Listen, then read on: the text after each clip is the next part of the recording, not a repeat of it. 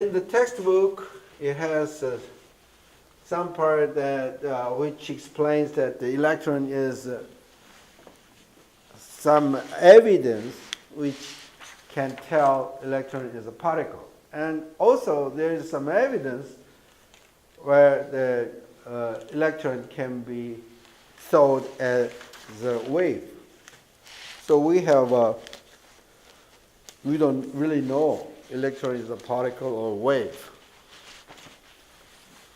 But with this interrelationship between a particle and wave, we really don't want to know the electron is a particle or the wave. Okay? And in the text, there is why we have to say the electron does have particle feature and the wave feature, and then it has also shows some evidence that the light itself, well, classically we thought the light is just a wave, but there's some physical evidence that the light has to be thought as a particle. Okay? So, for the electrons, it's just a particle, right? When you say electrons, okay? And then when we say light, then it's just a wave. But when you talk about the electrons in a wave, then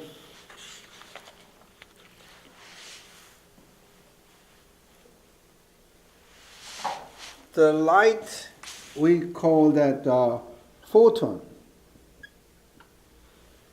This is a particle picture.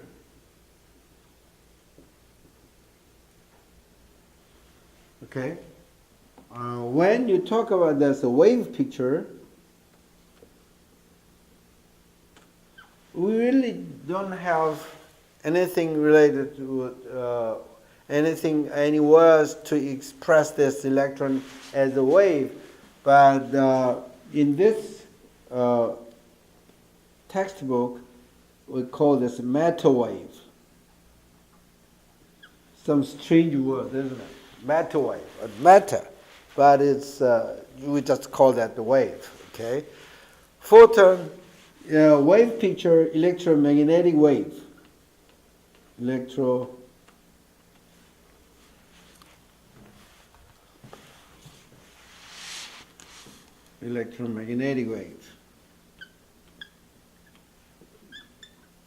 Simply, we just call that the light wave, okay, or light wave. That is a wave picture of the light. But when you want to say the particle picture of the light, we call that the photons. And here's one more thing here. How about the atoms in the lattice and the solid? Okay. We call the atoms in the particle picture, we call this a phonon. That's not a familiar word, but in any sense, but we call this the phonon. And then wave picture is a lattice wave.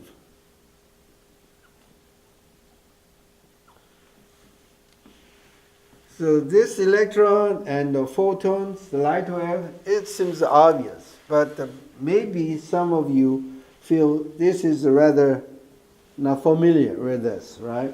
So let me talk about this phonons a little bit more in this section, okay?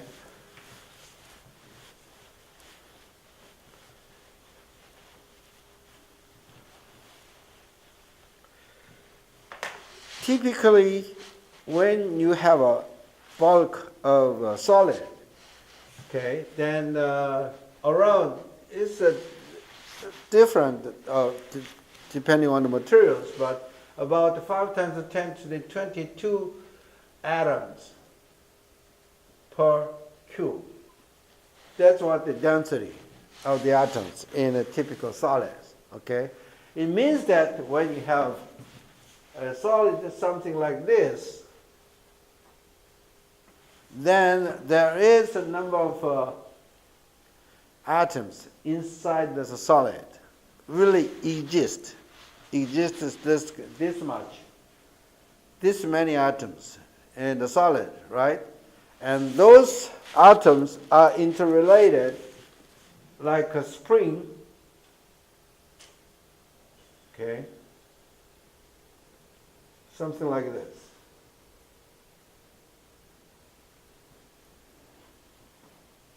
And it has to be connected three-dimensional, right?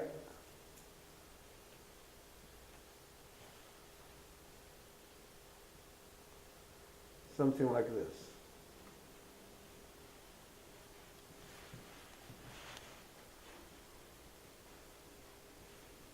And also it has a three-dimensional interrelation, and then there is some interactions between the atoms, right? Nearest the atoms, there's the repulsion and attractions between the atoms, and that has been separated with the lattice distance r at some specific temperature. Now, what's going to happen if you increase the temperature? If you apply some heat to these materials, if you applied very much heat to this material, then the bonding of these atoms is going to be loose, right? So we call that the liquid. If you give more heat to these materials, then atoms is going to be separated in space, and we call that gas. So depending on the energies that we apply to the solids, then its status, phase is going to be changed. We call that phase, from solid, liquid, and gas. And those status is just nothing but representative of the bonding states of the atoms. Now we talk about the solids, okay, not the liquid and not the gas. We are going to apply some heat, which is lower temperature, make this material lower temperature, than to become a liquid. Then it maintains a solid, okay? As far as it is solid, then this atom is going to be vibrate in 3 dimensions, x and y and z axis, okay? It's going to be vibrate. And the more heat we apply, the more vibrations it's going to, more vibrations it'll make, right? So let's just think about one dimension of this, okay? And other dimensions is going to be applied to the same thing. Now, if this is the arrangement of atoms in a solid, we apply some heat to this, then it is going to vibrate with some rest positions in the x and y and z axis, okay? And since these atoms are interrelated, what's going to happen? It's going to interrelated interactions make this thing at some point, well, this is the end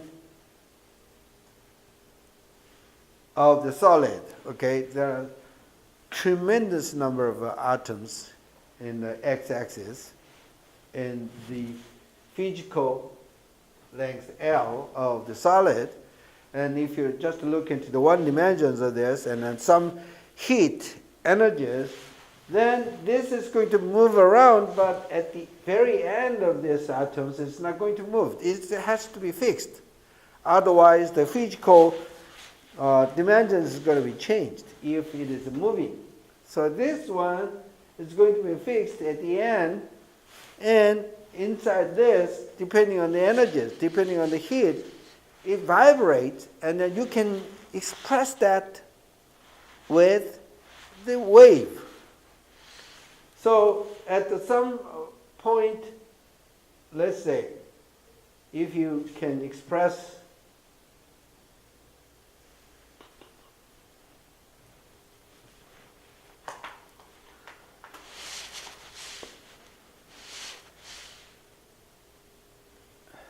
something like this, okay?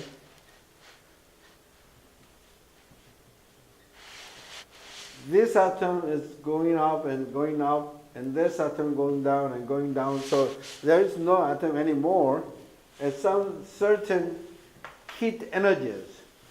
It shows some displacement of atoms in this fashion, and then we can represent this status with a wave, with a wavelength lambda from here to here, in this case.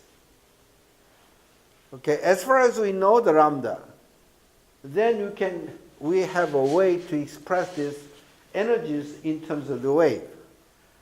And we got the wave, energies, then we can express this in terms of the particles. Because the energy is, or 1/2 mv squared. That is the kinetic energies of the particles. And the energies of the wave can be expressed h bar omega. Okay? And this omega is a 2 pi over nu, which is frequencies. So, if you can represent the motion, vibration of atoms in terms of the wave, then we immediately can find the energies corresponding to that heat in the solid, okay? And then we can get the mass and the velocity in the particle picture corresponding to that wave. So this wave expression is going to be called lattice wave. And the corresponding the particles coming out this conversion, from this conversion, we call that phonons. Okay. So how many phonons are going to be created by observing heat outside in this material? And the answer can be deduced from this picture. First, what you have to see is that you have to take a picture at any specific moment, the atomic displacement, okay? Displacement of the atoms at a certain time, and then you express it in terms of the wave, and then you get the frequencies, then you get the energies corresponding to that solid at the moment. And then you have this kinetic energy part in a particle picture. Then you convert this, how many of the phonons are existing in the corresponding to that energies, things like that. Okay? So that is the phonon, lattice wave. So after this lecture, in the next class, we are going to talk about the wave system. And the reason why we have to talk about the wave system is that in this particle picture and wave pictures, the conclusion, whatever it is, we don't know whether we should say a electron is a particle or the wave. But the important thing is the solid, in any system, it does have discrete energies.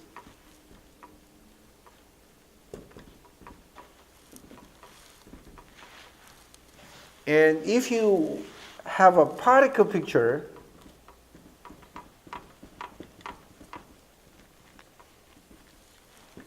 you can explain about the discrete energies. It is in particle picture, the energy should be continuous. Continuous. Is that right? It should be continuous. Okay? But if you look into the materials in terms of the wave, then suddenly you can find a way to express, to understand the discrete energies. Because in a traveling wave, we call that the traveling wave. Okay? For example, both end is not fixed, or one end is just fixed, and then the string, for example. Depending on the energies, depending on the forces you apply to this string, you can have a continuous wave number, wavelength, continuous wavelength, right? But once it's both end is fixed, you are going to create the standing wave, which means at both ends is going to be fixed, so that the displacement of the string is not going to happen at both ends. So whatever it is, you end up with something like this. Okay? So we call this a standing wave. And the characteristic of this standing wave is that the nodes, the number of nodes, which is from here to here, is the half wavelength, right? This string can have, if this is the physical length L, the physical length L is half wavelength 8 integer, multiple. And here the N cannot be it should be 1, 2, 3, 4, 5, something like this, okay? You can have in between numbers. So, if you use the standing wave as a tool to express, to understand this discrete energies, then it is possible. Between this N1 and N2, in between these two, there is no energy states in this standing wave. So there is a way to express this discrete energies in the solids if you express that solid in terms of the wave. But if you express that material or the solid in terms of the particle, then there's no way to express this discrete energies, which is really existing in the solids. Okay? So, that's why we want to stick to the wave picture instead of a particle picture, even though the electrons and phonons and photons all have a particle features in it. We want to stick to the wave picture of those particles to understand the discrete energies, which is really existing in the solid. Okay? So naturally, the next lecture is going to focus on the wave system, and I'm going to introduce you some of the basic nature of the wave system, and then quickly move into the lattice wave. Okay? Well, I think I have to go for the string under tension, which is going to be handout you on Wednesday. And then you have to find the number of copies that I have to make. Okay? All right, any questions? I'll see you on Wednesday then.